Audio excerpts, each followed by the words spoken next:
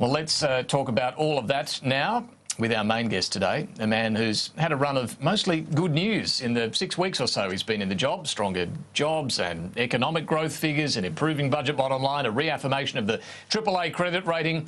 Treasurer Josh Frydenberg, welcome to the program. Good to see you there. Look, before we get to all of that, this mental health announcement that you and Greg Hunt are making today, Australia's suicide rate, we know, has been climbing despite the extra money that's being spent on mental health. So what are you hoping a Productivity Commission inquiry will achieve?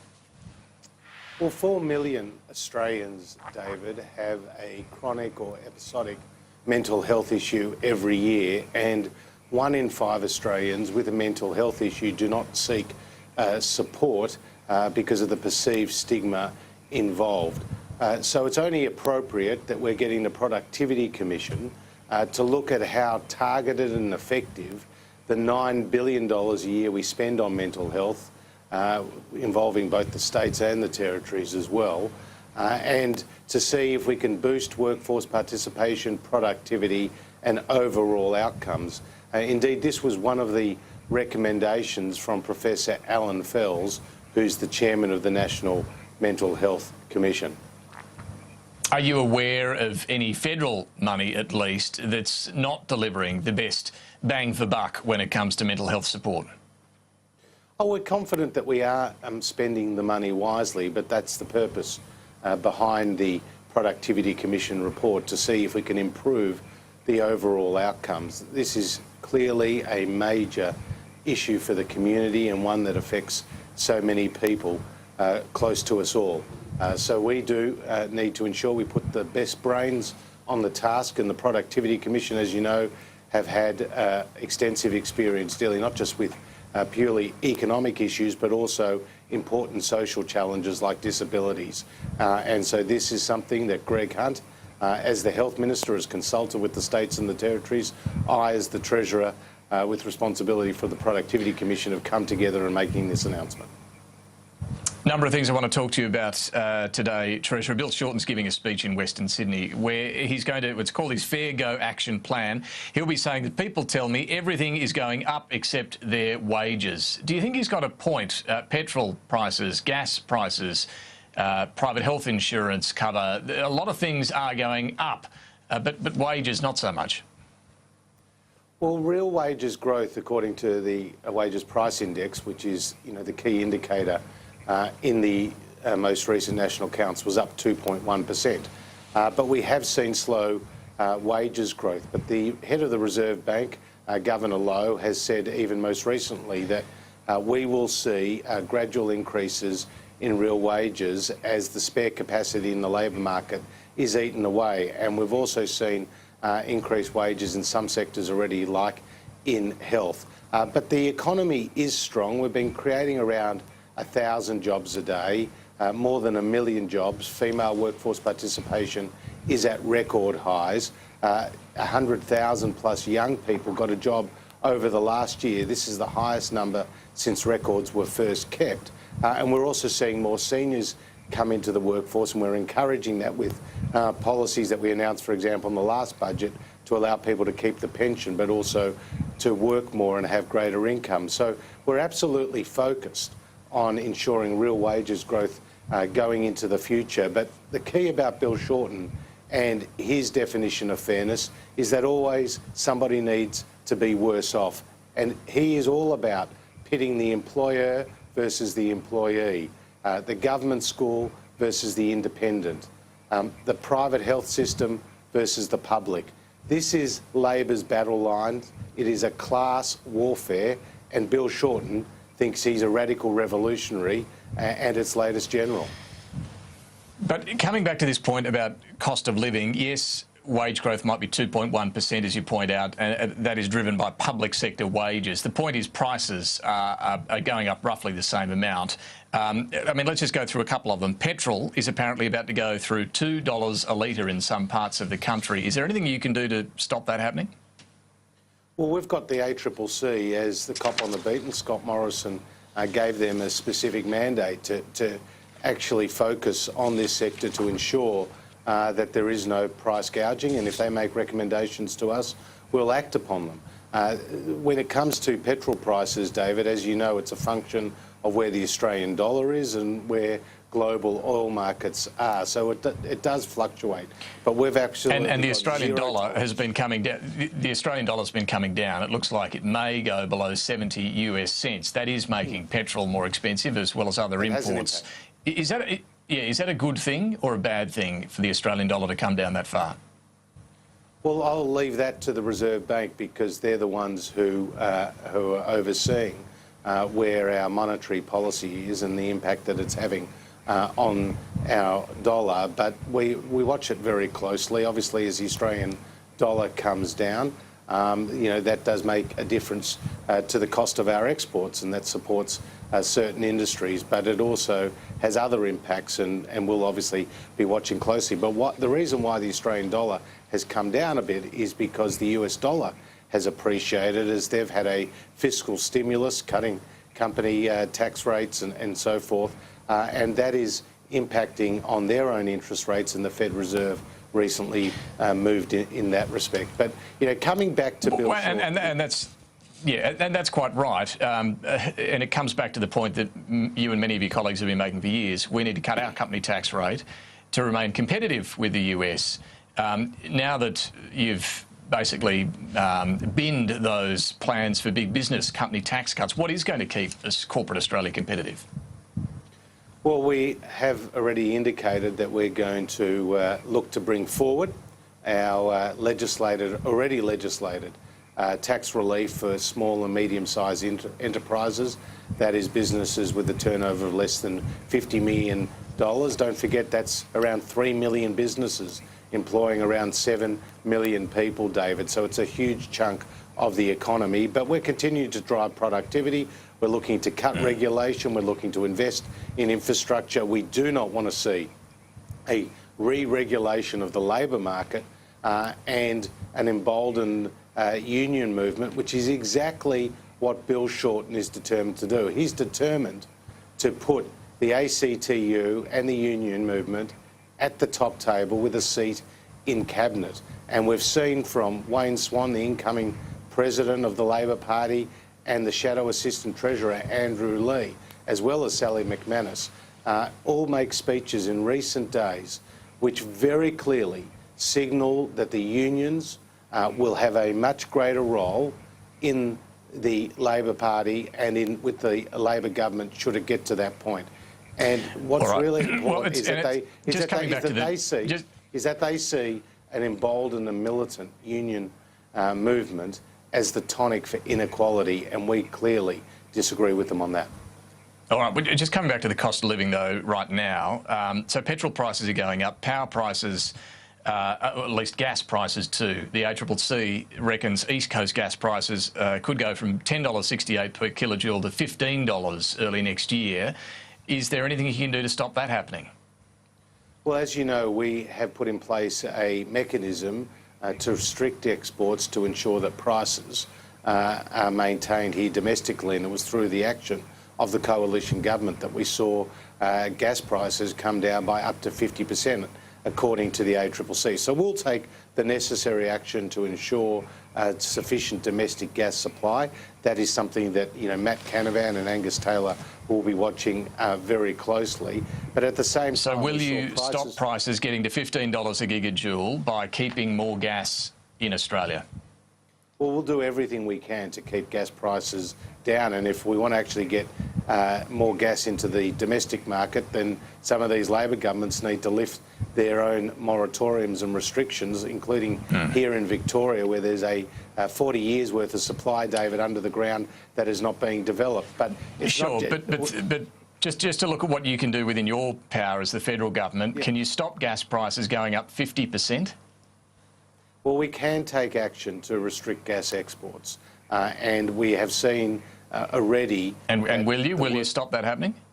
Well, look, that is something we're monitoring very closely. Prices came down significantly as a result of action we took, and don't forget we're taking action in all aspects of the energy supply chain and implementing the ACCC's recommendation to get more generation capacity into the market, to put in place a default price. And as a result of actions that we've taken, we saw prices come down in New South Wales, South Australia and Queensland from the 1st of July this year, as opposed to when Labor was last in government and prices doubled on their watch. Now, those prices are, well, gas prices are apparently going to be going back up, petrol prices are going up. House prices, though, are the one area where we're seeing a fall in the value of people's homes. There have been some predictions they're going to keep falling for another 12 months or so. Do you think house prices have fallen enough, or would you like to see them fall a bit further? Well, they've fallen in the capital cities, David, for 12 consecutive months. And that is coming off the back of, obviously, 5 years previous, where they did go up quite a large amount, in some cases up to 75%. What we've now seen is prices come down to a more sustainable and healthy level, and that's the view of the Reserve Bank. So it's about right now? Well. Is that what you're saying, that the level they're at now in the capital cities is about right? Well, they've come back to a more reasonable level. And let's just see where they go from here. But what we don't want to see... Would you want to see them fall any further? Some reckon there'll be another 10% fall. Would that be too much of a decline? Well, I'm guided here by the Reserve Bank because they're the ones who are very much watching households' debt levels, and they're watching what is happening in the housing market. And they say right now it's come down, David, to a more sustainable level. But this is actually a function of action that we have taken at the federal level, including through APRA, where they have tightened investor loans quite significantly. And when Standard & Poor's reaffirmed Australia's AAA credit rating just a couple of weeks ago, they made the point that there was an orderly unwind in the domestic housing market. So that is what I want to get to. I mean, when is it too much? I mean, people will get nervous if prices fall another 10%, surely. Do you regard that as too much of a decline? Well, what I can tell you is that some commentators and analysts have estimated that as a result of Labor's property tax, namely their attack on negative gearing and capital gains tax, we'll actually see a price fall of up to 9 or 10%. Now, people have their greatest and that would be too much. And their greatest asset. Of course, Labor's policies are an attack on household wealth and people's number one asset, which is their home. It's been criticised. So a 10% fall would be too much. Well, if what we're going to see is the housing market continue to moderate. None of us have a crystal ball as to where it will actually land. We've seen APRA's changes have an impact, particularly in the dynamic of the housing market as it's moved away from investors to owner-occupiers. But Labor's property tax will certainly be a bridge too far. On the GST, right now we're seeing yourself and the Prime Minister argue we need legislation to lock in the new formula for distributing the GST revenue. Can you actually say that no state or territory will be worse off under the new arrangement? Certainly. And what we have done is taken a leadership role in providing a national solution to a national problem. And it's important for your viewers to understand the context here because the current distribution model was unsustainable in the long term, and the GST system and its integrity was being threatened when you had a state like Western Australia go down to 30 cents in the dollar. So we went to the Productivity Commission, we sought their advice, and as a result of their advice and the data, I have to say, provided by the states and territories themselves, we've come up with a plan which would put a floor at 75 cents in the dollar, under which no state can go below. And what is more, we'll open our own balance sheet and provide an additional $9 billion to the states and territories, including $1 billion plus every year in perpetuity going forward. And under the numbers before us, the Productivity Commission, which are the states and territories' own numbers, every single state and territory will be better off, and the system will be a lot fairer. Well, if you can say that no state will be worse off, which you agreed with initially there, why not guarantee that in the legislation? Because what some of the states are wanting us to do is to run two parallel systems. They're wanting us to run an old set of books based on what is the current system, and a new set of books which is based on a new system with the floor and the additional $9 billion. And based on I think all what they want you to do the is just guarantee they won't be worse off based on, you know, the existing model. I mean, even the Liberal treasurers are saying this. Dominic Perrottet, New South Wales, says there are a number of scenarios where New South Wales would lose substantial funding. That is not an acceptable outcome. Well, what we are guaranteeing is that we're going to put an additional $1 billion a year into the GST pool in perpetuity that wouldn't have been there before. Now, this is a real test, again, for Bill Shorten, because he was in Perth just a few weeks ago campaigning next to a Labor Premier, Mark McGowan, saying that he would support Scott Morrison's legislation and he would support it in the Parliament. Chris Bowen's had 3 positions in 2 days. Firstly, he said that he supported the legislation. Then he said he wasn't so sure, and now he wants to see more detail. I mean, the Labor Party can't walk both sides of the street here. They either support a fairer deal, which will see every state and territory better off, or they can shout from the sidelines trying to make a political story where we're focused on an economic outcome. All right. Well, Labor and every state and territory, though, is demanding this guarantee that they won't be worse off. Are you saying there's no way you'll give them that? That's not on the table. David, our guarantee is in legislation that they will get an additional $1 billion plus each and every year. And the current situation is completely unsustainable in the long term. I mean, when Western Australia went down to 30 cents in the dollar, it was 2015-16, after the end of the mining boom, and at the same time New South Wales was getting it was getting 90 cents in the dollar, and Queensland more than $1, you know, more than their own the fair share. Just a quick one finally. You're off to Bali this week for meetings of the International Monetary Fund and the World Bank.